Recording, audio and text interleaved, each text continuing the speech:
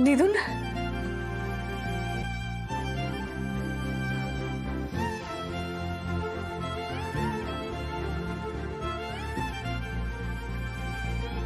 শাওন,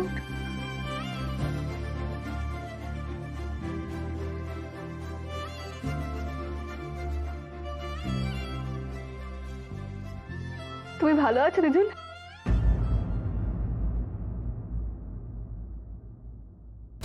এত বছরে তোমার একবারও মনে হয়নি দিদুন ভালো আছে কিনা সেটা জানি? দিদুনের সঙ্গে একবার যোগাযোগ করি। আসলে আসলে আমি তো রুদ্রপুর সম্বন্ধে কিছু জানতামই না। ওদিন নীলরতন বাবু আসাতে আমি প্রথমবার রুদ্রপুর আর এখানের উৎসবের কথা শুনেছি। ও, তার মানে উৎসব না হলে তুমি আমার সঙ্গে দেখা করতে আসতে না?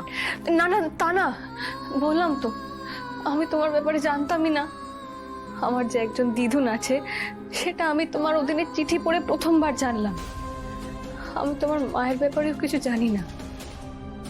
প্রথমবার আমি আমার মায়ের গ্রাম, মায়ের বাড়ি আর তোমাকে দেখছি দিদুন। নন্দিতা চলে যাবার পর থেকে তোমার বাবা বীরেন্দ্র আমাদের সঙ্গে আর কোনো সম্পর্কই রাখতে চায়নি। শেষমেশ এই উৎসবের খাতিরে তোমাকে এখানে নিয়ে আসতে বাধ্য হয়েছে। এটাই প্রমাণ করে শাওন, জীবন আমাদের ইচ্ছে মতো চলে না, আমাদের নিয়ন্ত্রণে থাকে না। ভাগ্য কখনো আমাদের প্রিয়জনকে দূরে নিয়ে যায়, আবার ভাগ্যের ফেরেই তারা শিকড়ের কাছে ফিরতে বাধ্য হয়। আমরা পালাবার চেষ্টা করি, কিন্তু ভুলে যাই যে আমাদের লাগাম বাঁধা আছে ওই বিধাতার কাছে। হয়তো আমার এইসব কথাগুলো শুনে তোমার মনে হচ্ছে আমাকে যে আমি খুব রুক্ষ, কঠোর।